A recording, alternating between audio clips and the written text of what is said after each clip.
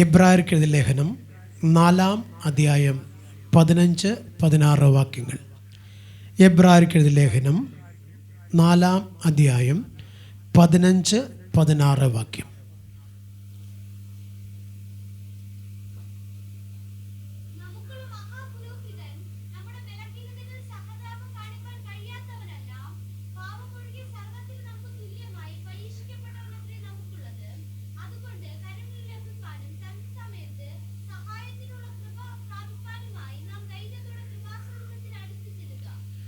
നാം ധൈര്യത്തോടെ കൃപാസനത്തോട് അടുത്തു ചെല്ലുക.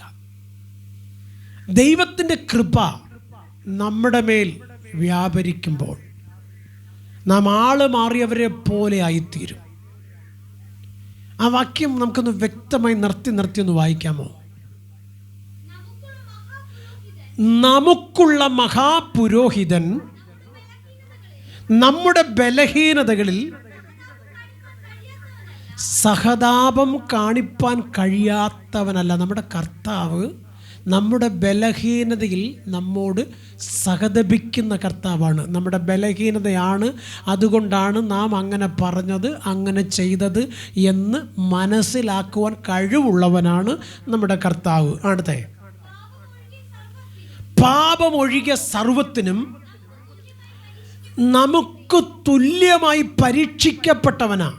നമ്മുടെ ജീവിതത്തിൽ പ്രതികൂലങ്ങളും പ്രതിസന്ധികളും ഒക്കെ കടന്നു വരുമ്പോൾ നമ്മൾ പറയാറുണ്ട്, നമ്മുടെ ജീവിതത്തിൽ എന്തുകൊണ്ട് ഇങ്ങനെ വന്നു, ഞാൻ എന്തുകൊണ്ട് ഇങ്ങനെ ആയിപ്പോകുന്നു, ഞാൻ ഒട്ടും ആഗ്രഹിക്കുകയല്ല, പിന്നെയും ഞാൻ അറിയാത്ത തിന്മ എന്നിൽ കടന്നു വരുന്നു. കർത്താവേ, എൻ്റെ അവസ്ഥയ്ക്കൊരു മാറ്റം വരുത്തുവാൻ അങ്ങയ്ക്ക് കഴിയില്ലയോ എന്ന് ചോദിക്കുമ്പോൾ കർത്താവ് പാപമൊഴികെ സകലത്തിലും ഞാൻ നിങ്ങളെപ്പോലെ അനുഭവിച്ചവനാ, അതുകൊണ്ട് നിങ്ങൾ ഭയപ്പെടണ്ട, ആ ബലഹീനത മാറ്റുവാൻ എനിക്ക് കഴിയും. അടുത്ത വാക്യം. അതുകൊണ്ട് ദൈവത്തിൻ്റെ കരുണ ലഭിക്കണമെങ്കിൽ, സ്തോത്രം, ദൈവത്തിൻ്റെ കൃപാസനത്തോട് നിങ്ങൾ അടുത്തു വന്നിട്ട് നിങ്ങളുടെ പാപങ്ങളെ ഏറ്റുപറയണം. സ്തോത്രം. അപ്പോൾ കരുണ ലഭിക്കണമെങ്കിൽ ദൈവത്തിൻ്റെ സന്നിധിയിൽ കടന്നു വന്ന് നമ്മുടെ പാപങ്ങളെയും അകൃത്യങ്ങളെയും ഏറ്റുപറയുമെങ്കിൽ കരുണ നമുക്ക് ലഭിക്കും. സ്തോത്രം. നമ്മുടെ പുരോഹിതൻ, സ്തോത്രം, നമ്മുടെ ബലഹീനത അറിഞ്ഞ് നമ്മോട് ക്ഷമിക്കുന്നവനാ. നമ്മുടെ പുരോഹിതൻ നമ്മോട് കരുണ കാണിക്കുന്നവനാ. നമ്മുടെ പുരോഹിതൻ നമ്മുടെ പാപങ്ങളെ ക്ഷമിക്കുന്നവനാ. നമ്മുടെ പുരോഹിതൻ നമുക്ക് കൃപകൾ തന്ന് നിറയ്ക്കുന്നവനാ. ആരാണ് നമ്മുടെ പുരോഹിതൻ? കാൽവറി ക്രൂശിൽ നമുക്ക് വേണ്ടി പരമയാഗമായി തീർന്ന മഹാപുരോഹിതനായ കർത്താവായ യേശു ക്രിസ്തുവാ. ആ യേശു ക്രിസ്തുവിലൂടെ നിനക്കും എനിക്കും രക്ഷ ലഭിച്ചെങ്കിൽ, ആ രക്ഷയ്ക്ക് വിപരീതമായി എഴുന്നേറ്റ് വരുന്ന പിശാചിൻ്റെ തന്ത്രങ്ങളെ തിരിച്ചറിഞ്ഞിട്ട് ദൈവത്തിന് മഹത്വമുള്ളവനായി ദൈവത്തോട് കൂടെ നിൽപ്പാൻ ആര് തയ്യാറാകുമോ അവരുടെ ജീവിതത്തിൽ താഴ്ചയല്ല, ഉയർച്ച തന്നെ പ്രാപിക്കും. സ്തോത്രം. എന്നാൽ പിശാച് പറയുന്നത്, നീ ഉയരുവാൻ ഞാൻ സമ്മതിക്കത്തില്ല, നിന്റെ മക്കൾ ഉയർച്ച പ്രാപിപ്പാൻ ഞാൻ സമ്മതിക്കത്തില്ല, നിന്റെ കൂട്ടാളിയുടെ കരത്തിൽ ഒരു നന്മ വരുവാൻ ഞാൻ അനുവദിക്കത്തില്ല, നീ ദേശത്ത് ഒരു പരസ്യകോലമായി മാറും സമയം വരെയും നിന്നെ ഞാൻ ദൈവത്തിൻ്റെ അടുക്കൽ പോകുവാൻ വിടുകയില്ല എന്ന് പിശാച് പറയുമ്പോൾ, ദൈവപ്പൈതലെ ആത്മാവിൽ ജാഗരിച്ചും പ്രാർത്ഥിച്ചും ദൈവത്തിന് മഹത്വം കൊടുത്താലുണ്ടല്ലോ, ഒരു പിശാചും നിന്നെ ജയിപ്പാൻ എൻ്റെ ദൈവം അനുവദിക്കത്തില്ല. നമുക്കൊന്ന് വായിക്കാം. പുറപ്പാട് പുസ്തകം 15-ാം അധ്യായം 26-ാം വാക്യം. പുറപ്പാട് പുസ്തകം 15-ാം അധ്യായം 26-ാം വാക്യം. നിന്റെ ദൈവമായ യഹോവ പറയുന്ന വാക്ക് നീ ശ്രദ്ധയോടെ കേട്ട് അനുസരിക്കണം. സ്വത്രം. ശ്രദ്ധിച്ച് കേൾക്കണം. ദൈവം എന്താണ് പറയുന്നത്, ദൈവത്തിൻ്റെ വചനം എന്താണ് പറയുന്നത്, അത് ശ്രദ്ധ വെച്ച് കേട്ട് ദൈവത്തിന് പ്രസാദമുള്ളത് ചെയ്യണം. സ്വത്രം. ദൈവത്തിന് പ്രസാദമുള്ളത് എന്താണെന്ന് ചോദിച്ചാൽ ദൈവത്തിൻ്റെ വചനമനുസരിച്ച് ജീവിക്കുക എന്നുള്ളതാണ്. സ്തോത്രം. ദൈവത്തിൻ്റെ വചനം എന്താ പറയുന്നതെന്നറിയാമോ? ഞാനല്ലാതെ അന്യ ദൈവങ്ങൾ നിങ്ങൾക്ക് ഉണ്ടാകരുത്. അപ്പോൾ നമുക്ക് ദൈവം പറയുകയാണ്, ഞാനല്ലാതെ അന്യ ദൈവങ്ങൾ നിങ്ങൾക്കുണ്ടാകരുത്. സ്തോത്രം. നമുക്ക് അന്യ ദൈവങ്ങളുണ്ടോ? ഇല്ല. പക്ഷേ ദൈവത്തിൻ്റെ വചനം പറയുന്നത് ഇങ്ങനെയാണ്. സ്തോത്രം. ദൈവത്തെക്കാൾ വലിയതായി നീ എന്തൊക്കെ ആഗ്രഹിക്കുന്നുവോ, എന്തൊക്കെ വലിയതായി കാണുന്നുവോ അതെല്ലാം അന്യ ദൈവങ്ങളാ. അതിനെ നീ സേവിക്കുകയാ. സ്തോത്രം. കാരണം ഇങ്ങനെ പറയാം, നമ്മളെ ഈ പരസ്യം കാണുമ്പോഴേ, സ്തോത്രം, ഈ സ്വർണത്തിൻ്റെ പരസ്യം നമ്മൾ കാണുമ്പം നമുക്കൊക്കെ എപ്പോഴും അതിനോടൊരാകർഷണമുണ്ടാകും. സ്തോത്രം. കാരണം സിനിമാ നടിമാരും അതുപോലെ തന്നെ സെലിബ്രിറ്റികളായ സഹോദരങ്ങളൊക്കെ ഇങ്ങനെ കനത്തിനിങ്ങനെ സ്വർണ്ണമാലയും സ്വർണ്ണ വളയും കാതിലും നെറ്റിയിലും ഒക്കെ ഒത്തിരി സ്വർണം ഇങ്ങനെ കാണുമ്പം അയ്യോ എന്ന് നമ്മൾ പറയാറുണ്ട്. അതിലെ 4 എണ്ണം കിട്ടിയിരുന്നെങ്കിൽ, അത് കിട്ടിയാൽ എത്ര നല്ലതായിരുന്നു എന്നൊക്കെ പറഞ്ഞ് നമ്മൾ ലോകത്തിലെ മറ്റെല്ലാറ്റിനേക്കാൾ കൂടുതലും എന്തിനെ സ്നേഹിക്കുന്നു? ആ സ്വർണത്തെ സ്നേഹിക്കുക. അത് കിട്ടുന്നവരെ നമ്മുടെ ആഗ്രഹം നമ്മുടെ അകത്തുനിന്ന് പോകത്തില്ല. അത് കിട്ടുന്ന സമയം വരെ ഏതൊക്കെ മാർഗത്തിൽ അത് കരസ്ഥമാക്കാം എന്നുള്ള ശ്രമമാണ്. അവിടെ എന്തൊക്കെ മറന്നു എന്നറിയാമോ? പ്രാർത്ഥിക്കാൻ മറന്നുപോകും, പാടാൻ മറന്നുപോകും, ഭർത്താവിനെ മറന്നുപോകും, അപ്പനെ മറന്നുപോകും, അമ്മയെ മറന്നുപോകും. ഇനി അവരെയൊക്കെ ഓർക്കുന്നത് എന്തിനാന്ന് ചോദിച്ചാൽ ഇത് വാങ്ങിത്തരണം എന്ന് ഓർമ്മിപ്പിക്കാൻ വേണ്ടിയാ. സ്തോത്രം. ഞാനിങ്ങനെ പറയട്ടെ, സ്തോത്രം, അവരത് വാങ്ങിച്ചിട്ടതല്ല, കടക്കാരിട്ട് കൊടുത്തതാ പരസ്യത്തിന് വേണ്ടി, നിന്നെ അതിലേക്ക് ആകർഷിക്കാൻ വേണ്ടി. മനസ്സിലായോ ഞാൻ പറയുന്നത്? സ്തോത്രം. അവരാരും ഇത് ഇട്ടുകൊണ്ട് നടക്കാറില്ല. നമ്മുടെ തലയിൽ അടിച്ചേൽപ്പിക്കാൻ വേണ്ടി പിശാച് ഒരുക്കുന്ന പദ്ധതിയാണ്. പക്ഷെ നമ്മളതിനകത്ത് ആകൃഷ്ടരായിട്ട് പ്രാർത്ഥിക്കുവാനും പാടുവാനും ദൈവത്തെ ആരാധിക്കാനും മറന്നു പോകുകയാണ്. നമ്മുടെ ആഗ്രഹം മുഴുവനും അതിനകത്താ. സ്തോത്രം. അങ്ങനെയാണെങ്കിൽ അങ്ങനെ ആഗ്രഹിച്ച് നടക്കുന്ന നമ്മുടെ മേൽ എന്നുണ്ടാകത്തില്ലെന്നറിയാമോ? ദൈവപ്രസാദമുണ്ടാകത്തില്ല. അതുമൂലം നമ്മളിൽ അനർത്ഥങ്ങൾ വന്ന് ഭവിപ്പാനിടയുണ്ട്. സ്തോത്രം. രാത്രിയിൽ ഇതെല്ലാം കൂടെ ഊരി വെച്ചിട്ട് കിടന്നുറങ്ങാൻ നേരത്ത് ഒരു ചിന്ത വരത്തില്ലേ? അയ്യോ, ഇത് രാത്രിയിൽ ആരെങ്കിലും എടുത്തോണ്ട് പോയാൽ എൻ്റെ ദൈവമേ ഞാൻ എന്തു ചെയ്യും? സ്തോത്രം. ഇനി ഇത് ഇട്ടുകൊണ്ട് പോകുമ്പോൾ 50 പ്രാവശ്യം ഇങ്ങനെ തപ്പി നോക്കും ഉണ്ടോയെന്ന്. സ്തോത്രം. കാരണം ഇങ്ങനെ നോക്കിയാൽ കാണാത്തത് കൊണ്ട് ഈ അകത്തൊക്കെ കിടക്കുന്ന ഇങ്ങനെ ഷൈൻ ചെയ്യാനിട്ടേക്കുന്ന സാധനങ്ങളൊക്കെ തപ്പി നോക്കാറുണ്ട്, ഇല്ലേ? സ്തോത്രം. എന്തുകൊണ്ടാണ്? ഇത് അവിടെ തന്നെ കിടപ്പുണ്ടോ അതോ പൊട്ടി താഴെ എങ്ങാനും വീണോ? എപ്പോഴും ചിന്ത ഇതിനെക്കുറിച്ചാണ്. സ്തോത്രം. എന്നാൽ എൻ്റെ ദൈവം എനിക്ക് തന്നതൊന്നും എനിക്ക് നഷ്ടപ്പെട്ടു പോകാൻ ദൈവം അനുവദിക്കത്തില്ലെന്ന് പറഞ്ഞ് ദൈവത്തെ ഓർക്കുന്ന എത്ര പേരുണ്ട്? സ്തോത്രം. നമ്മൾ പലപ്പോഴും ലോകത്തെയും ലോകത്തുള്ളതിനെയും സ്നേഹിച്ചുകൊണ്ട് ലോകത്തെ താലോലിച്ചുകൊണ്ട് നടക്കുമ്പോൾ സ്വർഗത്തിലെ അപ്പച്ചൻ്റെ വചനം പറയുന്നത് കേൾക്കണം, ലോകവും അതിലുള്ള മോഹവും ഒഴിഞ്ഞു പോകും. ദൈവ ഇഷ്ടം ചെയ്യുന്നവരോ നിത്യം ജീവിക്കും. അപ്പോൾ ലോകത്തുള്ളതെല്ലാം മാറിപ്പോയാലും ദൈവത്തിന് ഇഷ്ടം ചെയ്യാൻ നീ ആഗ്രഹിച്ചാൽ ലോകത്തിൻ്റെ നന്മയും സ്വർഗീയ നന്മയും നിന്നെ വിട്ടു പോകത്തില്ലെന്ന വിശുദ്ധ തിരുവെഴുത്ത് പറയുന്നത്. വായിച്ചേ അടുത്ത 26. സ്തോത്രം.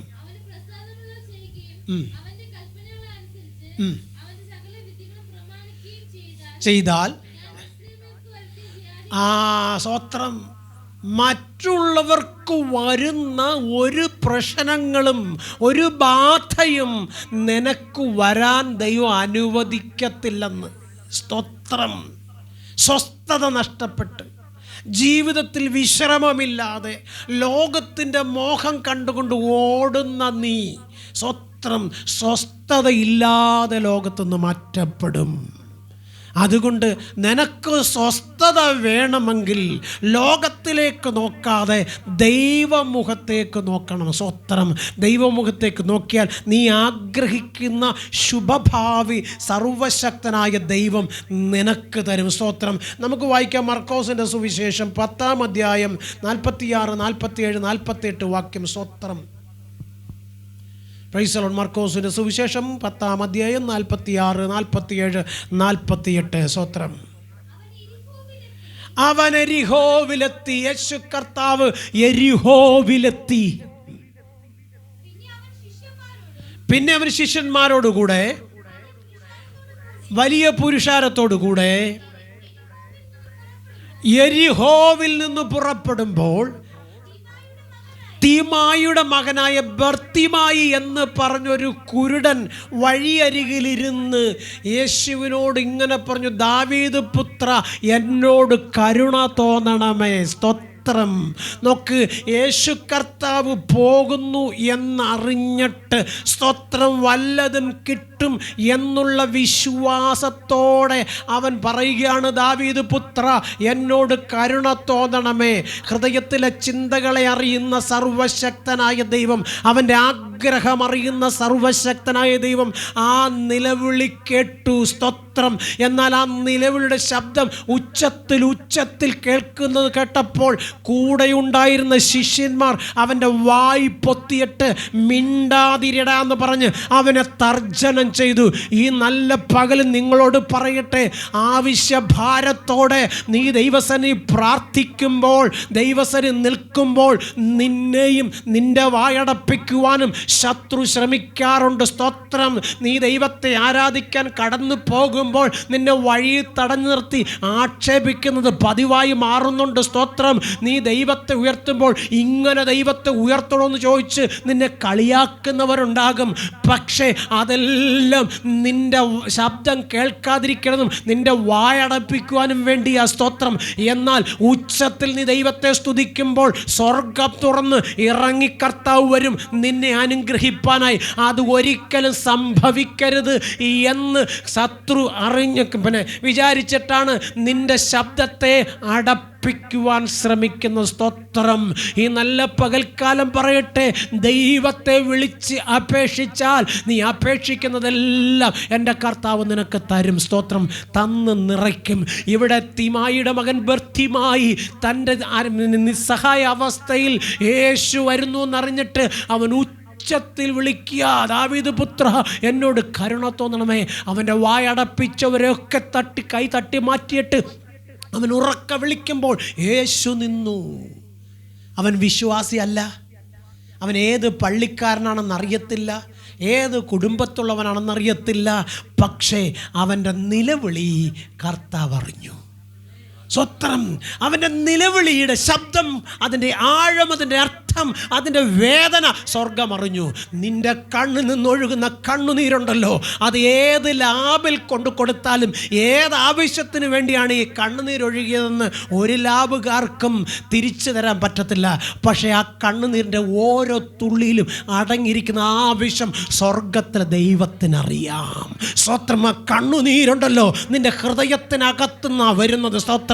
ആ ഹൃദയത്തിനകത്ത് നിന്ന് വരുന്ന കണ്ണുനീരിന് അതിൻ്റെ ആവശ്യകത എന്തെന്ന് തിരിച്ചറിയാൻ കഴിയും. അത് കാണുന്നവനാ നീ ഞാനും ആരാധിക്കുന്ന കർത്താവ്. അതുകൊണ്ട് ആ കണ്ണുനീരിൻ്റെ വിലയുണ്ടല്ലോ അവൻ തരാതെ പോകത്തില്ല. സ്തോത്രം. എന്നാൽ ഇന്ന് പകൽക്കാലം പറയട്ടെ, വെള്ളത്തിന് വിലയുണ്ട്, വാക്കുകൾക്ക് വിലയുണ്ട്, സ്തോത്രം, നോട്ടത്തിന് വിലയുണ്ട്, സ്തോത്രം, നടത്തത്തിന് വിലയുണ്ട്. പക്ഷെ കണ്ണുനീരിന് വിലയില്ല.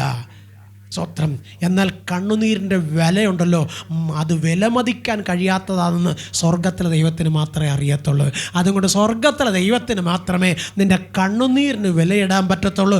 അതാ കുഞ്ഞ് നീ അനുഭവിക്കുന്ന ദീർഘായുസ് എന്ന് പറയുന്നത്, അതാ കുഞ്ഞ് നീ അനുഭവിക്കുന്ന സന്തോഷം എന്ന് പറയുന്നത്, അതാ കുഞ്ഞ് നിനക്ക് ദൈവം തന്നിരിക്കുന്ന ഒരു വലിയ ഗിഫ്റ്റ് എന്ന് പറയുന്ന. സ്തോത്രം. കാരണം കണ്ണുനീരിൻ്റെ വിലയാണ് മുഴു ലോകത്തെ കീഴ്മേൽ മറിയിക്കാനുള്ള ശക്തി.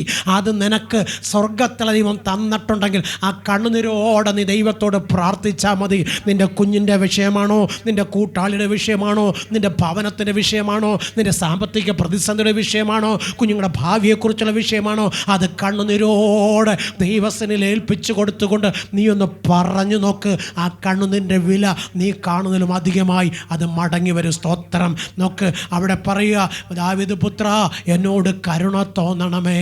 സ്തോത്രം. കരുണ തോന്നിയ ദൈവം കർത്താവ് യേശു ക്രിസ്തു അവിടെ നിന്നിട്ട് സ്തോത്രം അവനെ ഇങ്ങ് കൊണ്ടുവരാനാ പറയുന്നത്. സ്തോത്രം. അവനെ ഇങ്ങ് കൊണ്ടുവാ. സ്തോത്രം. അവന് വരാൻ പറ്റത്തില്ല, കാരണം അവന് കണ്ണ് കാണാൻ കഴിയാത്തത് കൊണ്ട് അവനെ തപ്പിത്തടഞ്ഞു വരും. പക്ഷേ അവന് അങ്ങനെ വരേണ്ട ആവശ്യമില്ല, അവനിങ്ങ് കൊണ്ടുപോവാ. സ്വത്രം. എൻ്റെ കർത്താവ് വിളിച്ചാൽ നീ തപ്പിത്തടയാൻ ദൈവം അനുവദിക്കത്തില്ല. സ്വത്രം. എൻ്റെ കർത്താവ് നിന്നെ കണ്ടാൽ നീ പിന്നെ എരന്ന് നടക്കാൻ ദൈവം സമ്മതിക്കത്തില്ല. എൻ്റെ കർത്താവ് നിന്നെ പേർ ചൊല്ലി വിളിച്ചാൽ നീ സമൂഹത്തിൽ ഉന്നതനായി മാറും. സ്വത്രം. എൻ്റെ കർത്താവിൻ്റെ കൂടെ നീ നിന്നാൽ നിൻ്റെ കൂടെ നിൽക്കാൻ ലോകത്തിൽ ഒരുപാട് പേരുണ്ടാവും. സ്വത്രം. വല്ല മനസ്സിലാകുന്നുണ്ടോ ഞാൻ പറയുന്നത്? സ്വത്രം. എൻ്റെ കർത്താവ് ആർക്കും കടക്കാരനല്ല. പക്ഷേ കർത്താവിനോട് കൂടെ നിൽക്കാൻ മാത്രം നമുക്ക് മനസ്സില്ല. ലോകത്തിൽ പോലീസുകാരൻ്റെ കൂടെ നിൽക്കാം മനസ്സുണ്ട്, മന്ത്രിയുടെ കൂടെ നിൽക്കാം മനസ്സുണ്ട്, കള്ളുകുടിയൻ്റെ കൂടെ നിൽക്കാം മനസ്സുണ്ട്, ചീട്ടുകളിക്കാരൻ്റെ ചീട്ടുകളത്തിൽ നിൽക്കാം മനസ്സുണ്ട്. സ്വത്രം. കവലയിപ്പോൾ ഇരിക്കാം മനസ്സുണ്ട്. സ്വത്രം. സൊറ പറയാം മനസ്സുണ്ട്. പക്ഷേ കർത്താവിൻ്റെ കൂടെ ഇരിക്കാൻ മാത്രം നമുക്ക് കഴിയത്തില്ല. അങ്ങനെ കർത്താവിനോട് കൂടെ ഇരിപ്പാൻ നിനക്ക് മനസ്സുണ്ടെങ്കിൽ കർത്താവിൽ നിന്ന് പ്രാപിപ്പാൻ കർത്താവ് നിന്നെ സഹായിക്കും. സ്വത്രം. കർത്താവിൻ്റെ മുഖത്തേക്ക് നോക്കിയവർ മാത്രമേ ജയിച്ചിട്ടുള്ളൂ. ലോകത്തിലേക്ക് നോക്കിയവർ ജയിച്ചവർ പലരും തോറ്റു പോയിട്ടേ ഉള്ളൂ. സ്വത്രം. അതുകൊണ്ടാണ് ജ്ഞാനിയായ ശലോമോൻ വിളിച്ച് പറയുന്നത്, ഞാൻ ലോകത്തുള്ളതെല്ലാം കണ്ടവനാ, ലോകത്തിലെല്ലാ സൗഭാഗ്യങ്ങളും അനുഭവിച്ചവനാ, പക്ഷേ ഞാൻ തോറ്റുപോയി. സ്വത്രം. അതെന്നാ ശലോമോനെ, ഇഷ്ടം പോലെ അംഗീകാരം ലഭിച്ച വ്യക്തിയല്ലോ നീ, ഇഷ്ടം പോലെ സമ്പത്തിനുടമയായിരുന്നില്ലയോ നീ? സ്വത്രം. എല്ലാ സൗഭാഗ്യങ്ങളും നിൻ്റെ ജീവിതത്തിൽ ഉണ്ടായിരുന്നിട്ടും എന്താ ശലോമോനെ നീ തോറ്റുപോയി എന്ന് പറയുന്നത്? സ്വത്രം. അല്ലോ, ഇവിടെ ഉണ്ടോ എല്ലാവരും? സ്വത്രം. ശലോമോൻ പറയാ, ഞാൻ തോറ്റുപോയി. സ്വത്രം. എൻ്റെ കാരണം ദൈവത്തിൽ നിന്ന് അവൻ അകന്നു പോയത് കൊണ്ടാണ്. സ്വത്രം. അവൻ ദൈവത്തോടു കൂടി അടുത്ത് നിന്നപ്പോൾ അവന് വേണ്ടതെല്ലാം സ്വർഗം നിറച്ചു കൊടുത്തു. അതെല്ലാം ലോകത്തിൻ്റെ മുമ്പിൽ അവൻ വഷളത്തമാക്കി കാണിച്ചപ്പോൾ, ദൈവം ചെയ്യരുത് എന്ന് പറഞ്ഞത് അവൻ ചെയ്യാൻ തുടങ്ങിയപ്പോൾ അവൻ്റെ ജീവിതത്തിൽ പരാജയം വരാൻ തുടങ്ങി. എൻ്റെ പ്രിയപ്പെട്ട സഹോദരങ്ങളെ, കുഞ്ഞുങ്ങളെ, എന്നെ കേൾക്കുന്ന പ്രിയപ്പെട്ടവരെ, പരാജയം വരുന്നത് ഒരു ദിവസം കൊണ്ടൊന്നും അല്ല കേട്ടോ. കുറേ ദിവസങ്ങളെടുക്കും. സ്വത്രം. 1 തോറ്റ്, 2 തോറ്റ്, 3 തോറ്റ്, അവസാനം പടുതോൽവിയായി നീ മാറും. പിന്നീട് കരകയറാൻ നിന്നെ കൊണ്ട് പറ്റാതെ വരും. അതാണ് ലൂക്കോസിന്റെ സുവിശേഷത്തിൽ കാണുന്ന മുടിയം പുത്രൻ. സ്വത്രം. ഒരു ദിവസം കൊണ്ടല്ല അവൻ തോറ്റത്. സ്വത്രം. ഒരു മാസം കൊണ്ടല്ല അവൻ തോറ്റത്. കുറേ നാളുകളെടുത്ത് അവൻ തോൽക്കുവാൻ, സ്വത്രം, വിജയിക്കാൻ വേണ്ടി ശ്രമിച്ചിട്ട് എങ്ങും അവൻ വിജയിച്ചില്ല.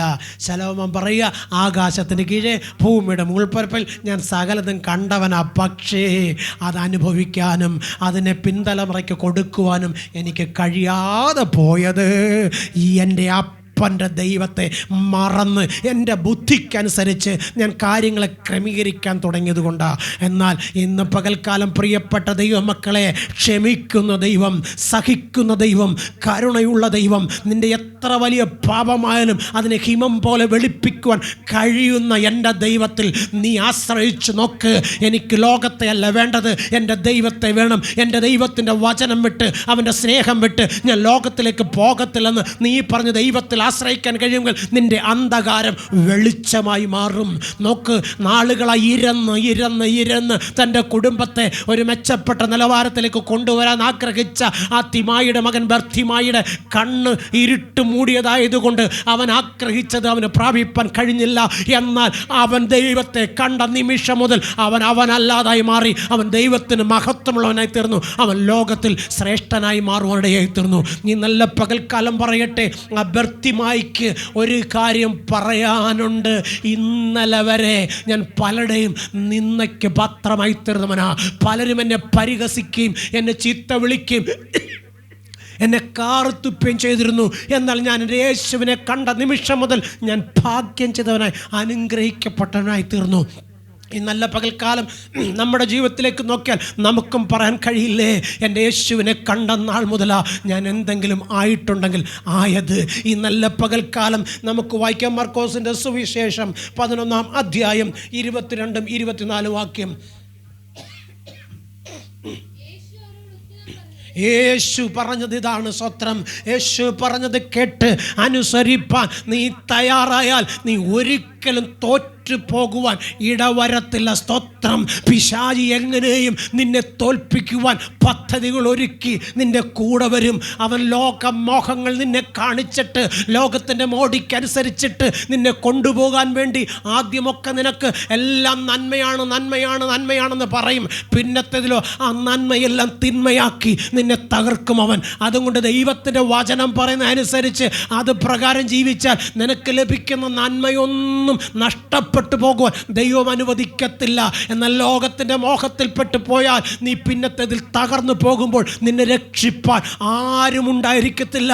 ഒരു വ്യക്തിക്കോ, ഒരു പുണ്യാളച്ചനോ, ഒരു തിരുമേനിക്കോ, ഒരു ഐമേനിക്കോ, ഒരു പാസ്റ്റർക്കോ, ഒരു സെൻട്രൽ പാസ്റ്റർക്കോ നിന്നെ രക്ഷിക്കാൻ കഴിയത്തില്ല. കാരണം നീ വിട്ടുപോയത് ദൈവത്തെയും ദൈവവചനത്തെയും ദൈവസ്നേഹത്തെയാ. നീ പോയത് ലോകത്തിൻ്റെ മോഹത്തിൽപ്പെട്ട.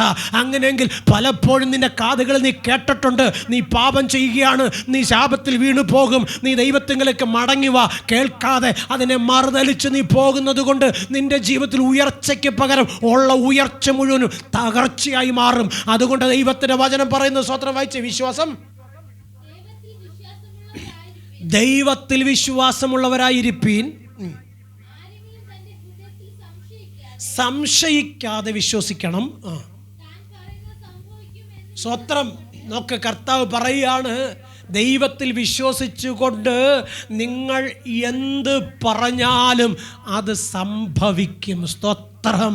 ഈ നല്ല പകൽക്കാലം കർത്താവിൻ്റെ രക്തത്താൽ വീണ്ടും ജനിക്കപ്പെട്ട ദൈവ പൈതലേ, നിങ്ങളോട് എനിക്ക് പറയുവാനുള്ളത്, നിങ്ങൾ വിശ്വസിച്ച നിങ്ങളുടെ രക്ഷകനായ കർത്താവുണ്ടല്ലോ, നിങ്ങൾ പറയുന്നത് ചെയ്തു തരുവാൻ മനസ്സുള്ളവനാ. സ്തോത്രം.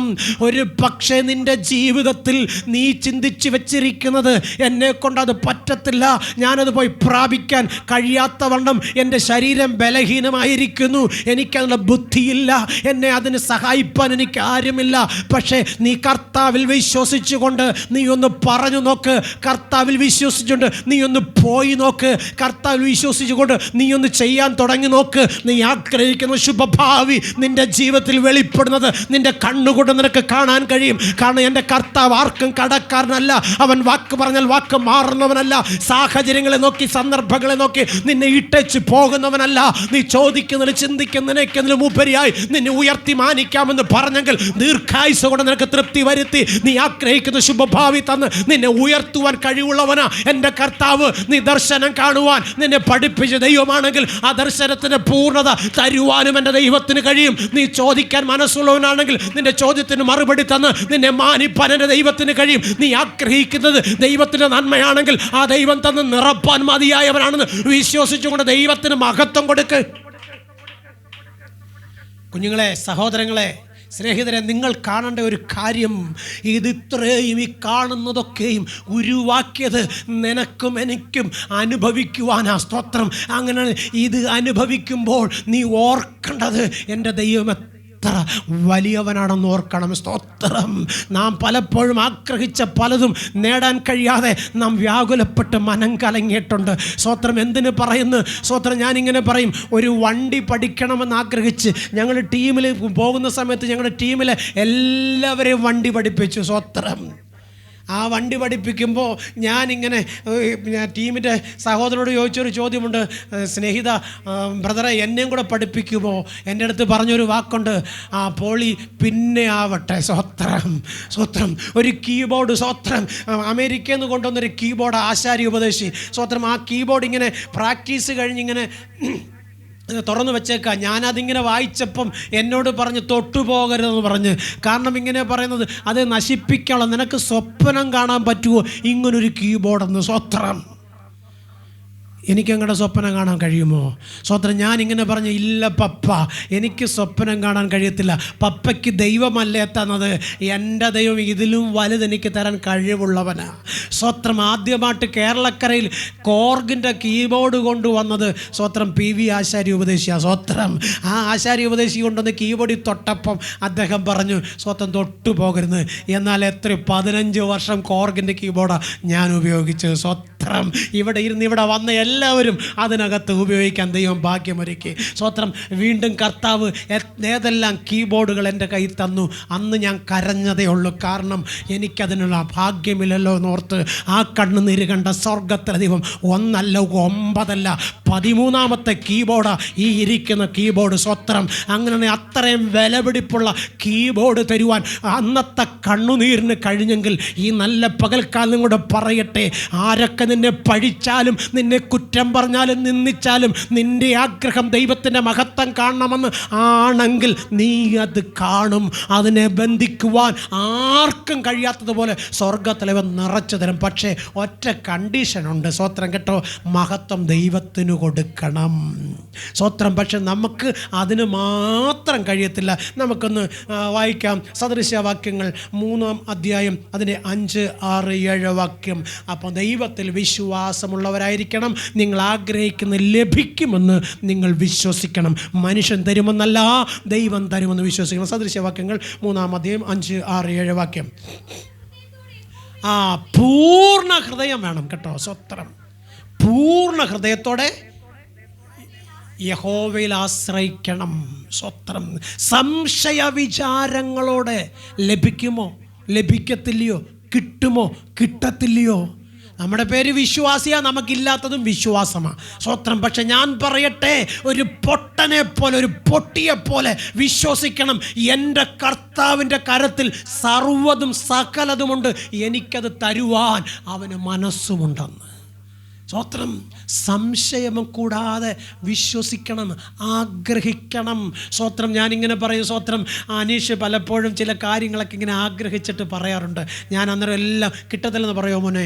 ഇല്ല മോനെ, ദൈവം തരുവടാ, ദൈവം തരുവടാ, ദൈവം തരും, ദൈവം തരും, ദൈവം തരും. ഇന്ന് വരെ ഇല്ലെന്ന് പറഞ്ഞിട്ടില്ല. കാരണം ഇല്ലെന്ന് പറയേണ്ട ആവശ്യമില്ല. കാരണം തരാൻ മനസ്സുള്ളവൻ എൻ്റെ കർത്താവ്. പക്ഷെ ഒറ്റ കണ്ടീഷനേ ഉള്ളൂ, നമ്മുടെ മനസ്സ് കർത്താവിൻ്റെ കരത്തിലായിരിക്കണം. സ്വത്രം. നമ്മുടെ ഇഷ്ടം കർത്താവിൻ്റെ ഇഷ്ടമായിരിക്കണം. അങ്ങനെയെങ്കിൽ ഞാൻ വ്യക്തമായി പറയാം, ദൈവത്തിന് കഴിയാത്തത് ഒന്നുമില്ല. പക്ഷെ നമ്മുടെ വിശ്വാസമുണ്ടല്ലോ പലപ്പോഴും കുറഞ്ഞാ വരുന്നത്, കൂടാറില്ല. സ്വത്രം. ഓരോ ദിവസം കഴിയും തോറും, ഓരോ നിമിഷം കഴിയും തോറും നമ്മുടെ വിശ്വാസം വർദ്ധിക്കണം. കാരണം എന്തെന്നറിയാമോ? നമ്മൾ ശ്വസിക്കുന്ന ജീവനുണ്ടല്ലോ, അത് നമ്മൾ അകത്തോട്ട് വലിക്കുന്നത് പുറത്തോട്ട് പോയില്ലെങ്കിൽ നമ്മളില്ല. അങ്ങനെയാണെങ്കിൽ ഈ ആയുസ്സിൻ്റെ ദൈർഘ്യം എന്തിനാ തരുന്നതെന്നറിയാമോ? നമ്മുടെ പ്രാർത്ഥനയ്ക്ക് മറുപടി പ്രാപിക്കാനാ. സ്വത്രം. നമ്മൾ ചോദിക്കുന്ന ചോദ്യങ്ങൾക്ക് ഉത്തരം ലഭിക്കുവോളം നിൽക്കാനാ ഈ ആയുസ് നമുക്ക് ദൈവം തരുന്നത്. അതിനെ സ്വത്രം അയ്യോ അയ്യോ അയ്യോ എന്ന് പറഞ്ഞല്ല, ആമേൻ ആമേൻ ആമേൻ എന്ന് പറയുന്ന ഒരു അളവിലേക്ക് സ്വർഗം കൊണ്ടുവരേണ്ടതിന് മഹത്വം ദൈവത്തിന് കൊടുക്കണം. നമുക്കൊരു സ്വഭാവമുണ്ട്, വെയിറ്റ് ചെയ്യാൻ നമ്മൾ തയ്യാറല്ല. നമ്മൾ ആഗ്രഹിക്കുമ്പോൾ നമുക്ക് കിട്ടണം, കിട്ടിയില്ലെങ്കിൽ നമ്മൾ വീട് വരെ എടുത്ത് മറിച്ച് വയ്ക്കും. സ്വത്രം. പക്ഷേ എൻ്റെ കർത്താവ് പറയുന്ന ഒരു കാര്യം വ്യക്തമായി കേൾക്കണമേ. സ്വത്രം.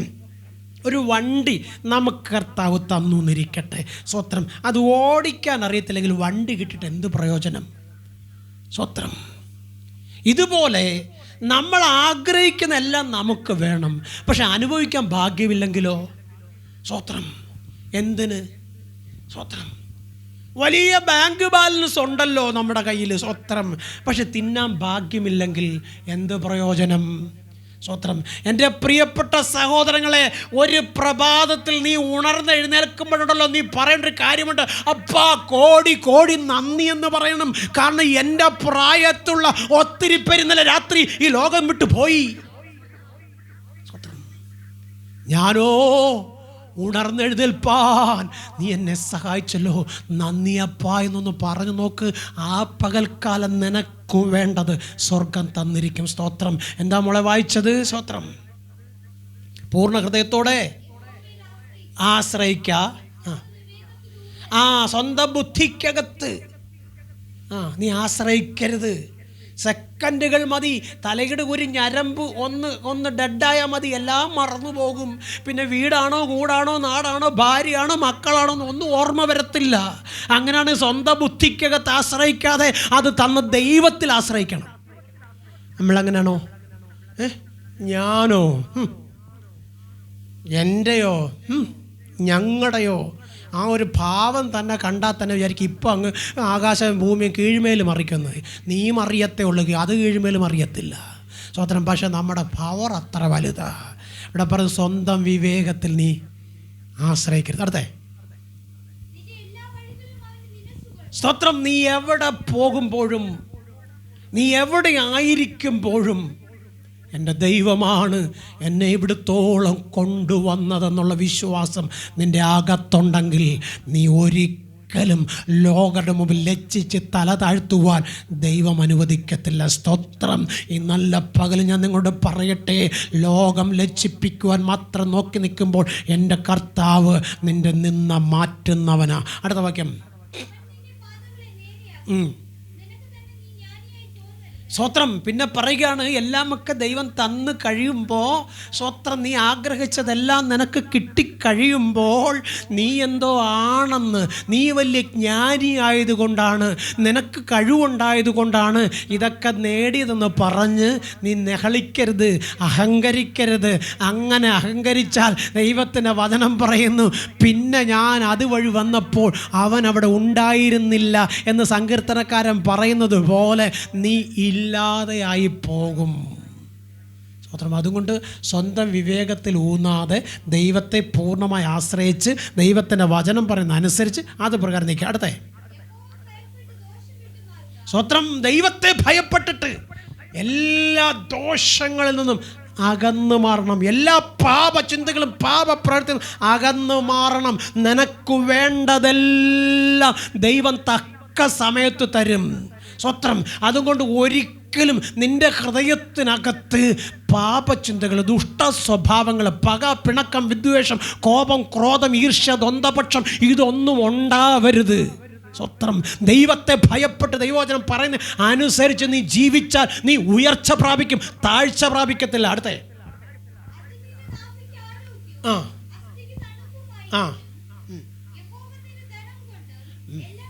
സ്തോത്രം.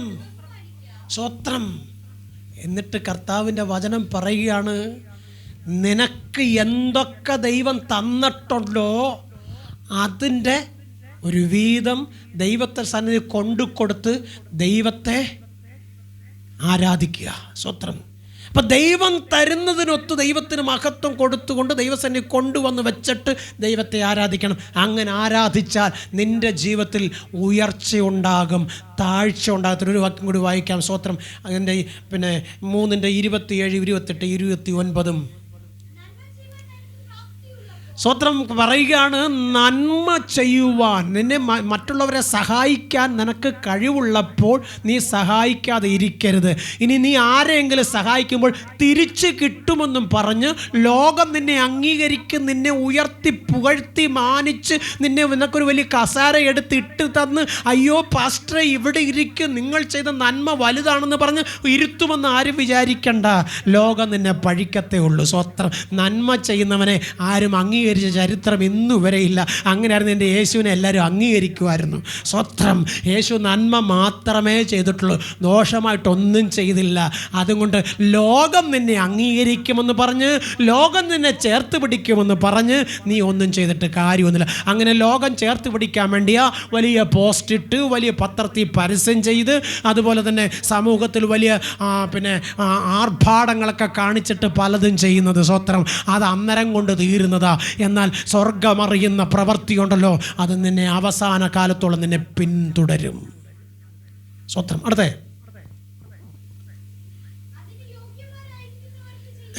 സ്വത്രം. ഇനി നന്മ ചെയ്യുമ്പോൾ ആർക്ക് ചെയ്യണമെന്നറിയാമോ? ആർക്ക് ചെയ്യണം? അർഹതയുള്ളവർക്ക് ചെയ്യണം. അർഹതയുള്ളവർക്ക്. സ്വത്രം. അതാ ചെയ്യേണ്ടത്. അർഹതയില്ലാത്തവർക്ക് ചെയ്തിട്ട് കാര്യമൊന്നുമില്ല. സ്വത്രം. നാം തിരിച്ചറിയേണ്ടത്, കരയുന്നവൻ്റെ കണ്ണുനീരാ തുടയ്ക്കേണ്ടത്, ഇല്ലാത്തവനാ കൊടുക്കേണ്ടത്, ആവശ്യമുള്ളവനാ കൊടുക്കേണ്ടത്. ആവശ്യമില്ലാത്തവർക്ക് കൊടുക്കരുത്. സ്വത്രം. യേശു കർത്താവ് പറഞ്ഞതാ. സ്വത്രം. വഴിയിൽ തകർന്ന് കിടക്കുന്ന സ്വത്രം. ആ മനുഷ്യനെ കണ്ടിട്ട് ഒരു പുരോഹിതൻ അതുവഴി വന്നു, ഒരു ന്യായശാസ്ത്രി അതുവഴി വന്നു. സ്വത്രം അവർക്ക് ആർക്കും കരുണ തോന്നിയില്ല. സ്വത്രം പക്ഷേ കരുണ തോന്നി നല്ല ശമരിയക്കാരനാ. സ്വത്രം ആ കരുണ തോന്നിയവൻ അവിടെ വെച്ച് അവനെ അയ്യോ കഷ്ടമായിപ്പോയി, അയ്യോ പോട്ട മോനെ എന്ന് പറഞ്ഞ് മുറിവൊക്കെ ഒന്ന് തട്ടി എഴുതിയിട്ട് പിടിച്ചെഴുന്നേപ്പിച്ചിട്ട് പൊക്കോ എന്ന് പറഞ്ഞില്ല. ആ നല്ല ശമരക്കാരൻ ചെയ്തത് അവനെ കൊണ്ടുപോയി അവനെ മുറിവ് വെച്ച് കെട്ടി അവനെ വഴിയമ്പലത്തിൽ കൊണ്ടുചെന്ന് ഒരാളിനെ ഏൽപ്പിച്ചിട്ട് പറഞ്ഞ് ഞാൻ തിരികെ വരും വരെയും അവനെ സംരക്ഷിക്കണം. അധികമായി നീ എന്തെങ്കിലും ചെയ്യുന്നെങ്കിൽ ഞാൻ നിനക്ക് തിരികെ തന്ന് ഞാൻ അവനെ വീണ്ടുകൊള്ളാം. ഇതാ നല്ല ശമരിയാക്കാരൻ. സ്വത്രം അങ്ങനെയുള്ള ശമരിയാക്കാരനെ ലോകം വിധിച്ചതെന്തെന്നറിയാമോ? അവനെ ക്രൂശിക്കാം. സ്വത്രം സ്വത്രം സ്വത്രം സ്വത്രം സ്വത്രം. നമ്മളിങ്ങനെ പറഞ്ഞു കേട്ടിട്ടില്ലേ? അയ്യോ അയാൾ വേറും പന്നനാ. സ്വത്രം അയാളാൾ ശരിയല്ല. എന്തുകൊണ്ടാണ് അത് പറയുന്നതെന്നറിയാമോ? സ്വത്രം നന്മ ചെയ്യുന്നത് കൊണ്ടാണ്, നല്ലത് പ്രവർത്തിക്കുന്നതുകൊണ്ടാണ് മോശക്കാരനാണെന്ന് പറഞ്ഞ് നിന്നെ തള്ളുന്നത്. പക്ഷേ നിൻ്റെ നീതി ഉണ്ടല്ലോ സ്വർഗം കണ്ടുകൊണ്ടിരിക്കുക. ലോകം നിനക്ക് നിന്നെക്കുറിച്ച് പറയത്തില്ല അയ്യോ എന്നെ സഹായിച്ചു, അയ്യോ എൻ്റെ കൂടെ നിന്നു, അയ്യോ എനിക്ക് വേണ്ടി തന്നു എന്ന് പറയത്തില്ല. കാരണം നന്ദി കെട്ടവരാണ്. പക്ഷേ സ്വർഗം പറയും അവൻ നീതിമാനായി. അതിൻ്റെ കാരണം എന്താണെന്നറിയാമോ?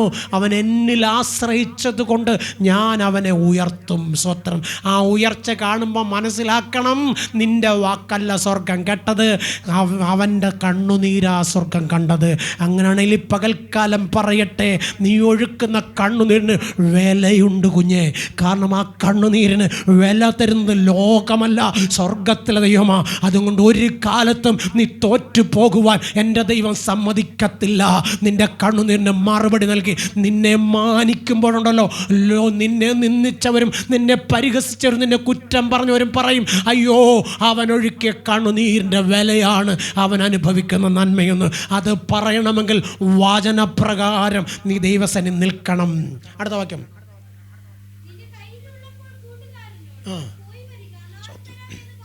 സ്വത്രം നമ്മൾ അത് ചെയ്യാറുണ്ടോ?